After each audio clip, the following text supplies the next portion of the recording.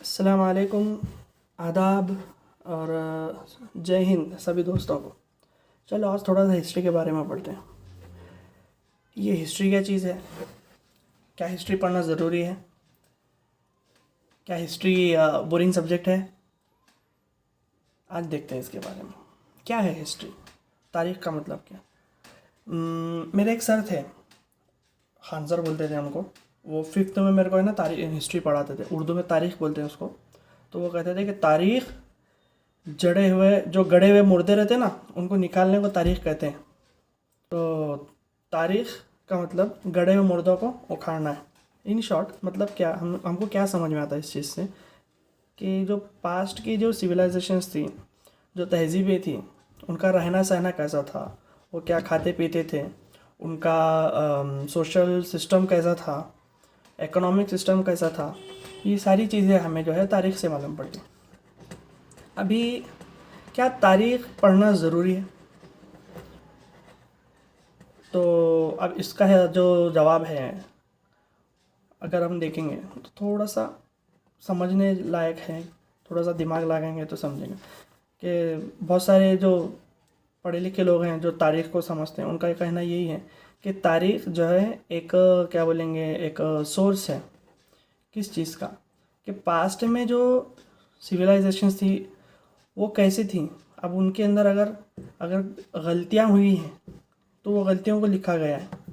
क्या गलती हुई? अब ये राजा था या फिर कोई और आदमी था, उसने कोई गलती की। अब राजा था, अगर कोई जंग को गया, जंग में जाने के बाद उसके कैसे क्या गलती हुई, जैसे कि हिटलर है।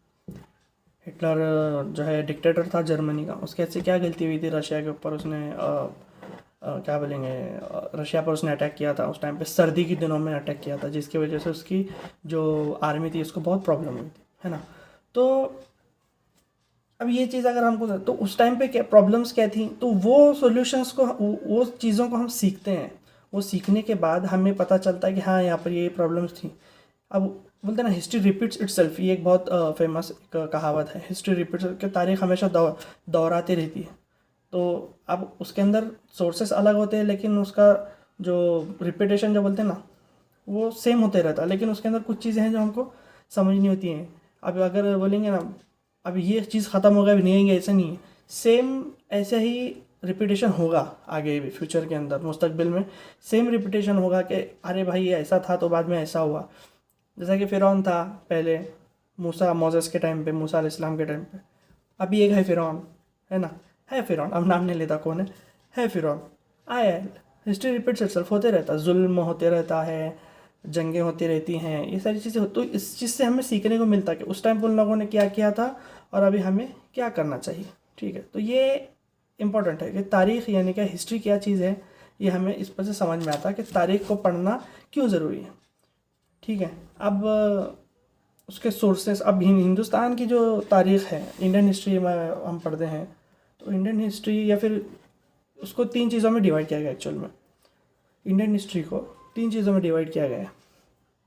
पहले एंशियंट हिस्ट्री है, उसके बाद मिडीवल हिस्ट्री है, और उसके बाद तीसरी है मॉडर्न हिस्ट्री। अब एंशियंट हिस्ट्री मतलब जो हड़प्पन क्या बोलेंगे, हड़प्पन कल्चर जो था, हड़प्पन सिविलाइजेशन थी, मोहनजोदारो, ऋतिक रोशन का पिक्चर आया, बट उसमें क्या हिस्ट्री थी पता नहीं, बहरहाल था पिक्चर मोहनजोदारो, ये हिस्टोरिकल इवेंट्स पे था। उसमें से इवेंट कितना सही था, अब वो उन्होंने एक क्या बोलेंगे ये करके बताया, ऐसा होता वहाँ पे, उनका रहना सहना वगैरह सब सारी चीज़ें बताई गई। वो एंशियंट हिस्ट्री मतलब वो हड़प्पन कल्चर इंडिया का अगर देखेंगे 5000 BC से, बिफोर क्रिस्ट से स्टार्ट होता है। तो वहाँ से लेकर वैदिक पीरियड आया। वैदिक पीरियड यानी जो आर्यंस जो आए, वो सारी चीज़ें उसके अंदर आती हैं। उसके बाद मौर्यन क्या बोलेंगे, मौर्यन पीरियड है। उसके बाद गुप्ता पीरियड है।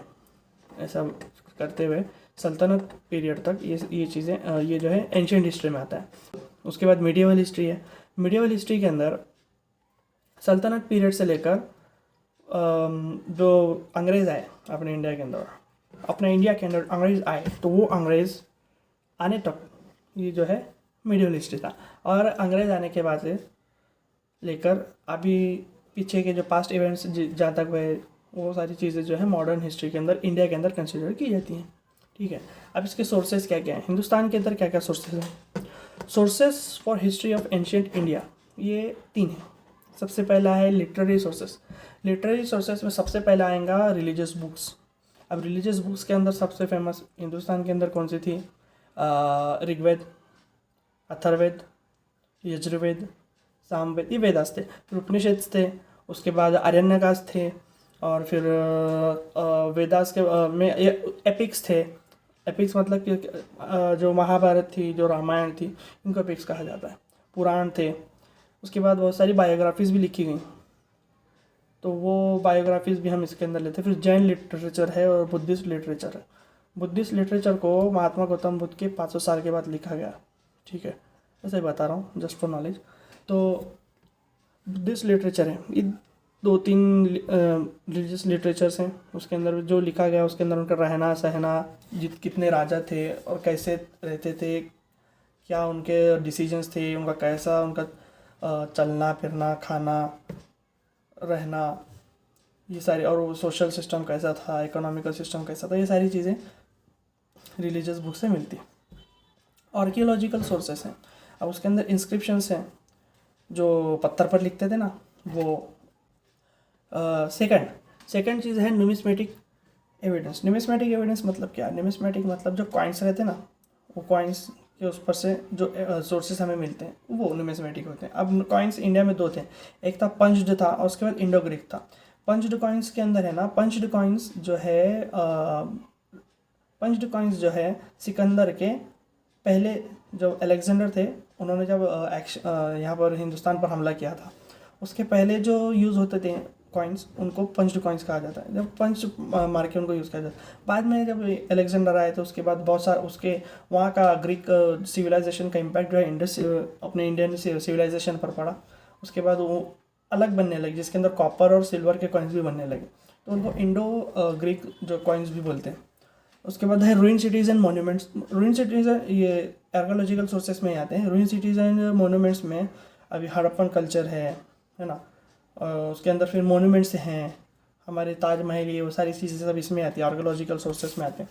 ये कैसा उनका था और इसको बनाने के लिए कैसे कितने साल लगे, या फिर कैसे इन लोगों ने बनाया, और उस टाइम पे जो कल्चर था वो सारा उस वक्त का कल्चर पूरा रिफ्लेक्ट होता है इन मोन्यूमेंट्स में। और जो बिल्डिंग्स बनाई गई हैं, जो महल हैं, ये सारी चीज़ें, उनका कल्चर जो है उस वक्त के लोगों का कल्चर हमें जो है दिखता है, हमारी सभ्यता हमें दिखती है। और तीसरा जो हम कहेंगे, account of foreign historians and travellers. Account of foreign historians, Hindustan जो है पहले से जो है लोगों का अट्रैक्शन रहा है, जिसको सोने की चिड़िया कहा जाता है ना, पूरी दुनिया का अट्रैक्शन हमारे देश पर था। ये भारत देश है मेरा। तो सबसे पहला था हेरोडोटस। हेरोडोटस ये यूरोपियन बंदा था। ये बंदे ने, इसको बहुत नॉलेज था बंदे को, और क्या बोलेंगे, इसको फादर ऑफ हिस्ट्री भी कहा जाता है, हेरोडोटस। और मेगास्थीन्स, ये मौर्यन पीरियड में आया था मेगास्थीन्स, और इसने मौर्यन कल्चर्स को पूरा अपने बुक के अंदर उतारा है। उसके बाद है सुमाफिन, और 3 है, सुमाफिन है, फाहीन है, और ह्यूइन सांग है, और ह्यूइन सांग है, और आई सिंह है।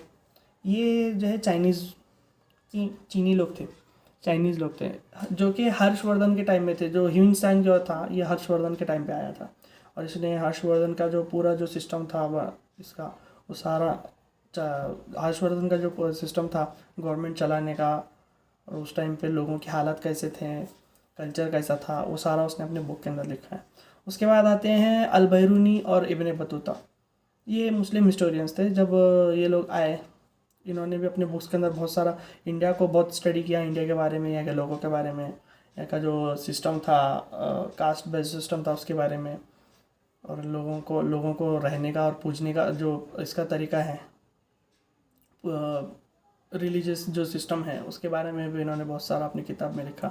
अलबरूनी की एक किताब फेमस है, जिसको अलबरूनी की किताब फेमस है किताबुल हिंद। किताबुल हिंद में उसने बहुत सारी चीज़ों को जो है अपने नोट किया है। तो ये सारी चीज़ें हैं, और इन चीज़ों से हमें समझ में आता है कि तारीख़ में लोग कैसे थे, कितने राजा थे, कौन कैसा था, क्या था। तो ये सारी चीज़ें हमें सीखना है, ये सीखने के बाद हमें बहुत सारी चीज़ें समझ में आती हैं। अब जो चीज़ें समझ में आती हैं वो चीज़ को हम आगे इम्प्लीमेंट करते हैं। पास्ट के इवेंट्स को जो प्रेजेंट हमारी लाइफ है हमें उस पर अप्लाई करना है और हमारे फ्यूचर को बेटर बनाना है। इसलिए हमें जो है हिस्ट्री सीखना है। मेरे ख्याल से आपको पसंद आया होगा। पसंद आया तो लाइक कीजिए।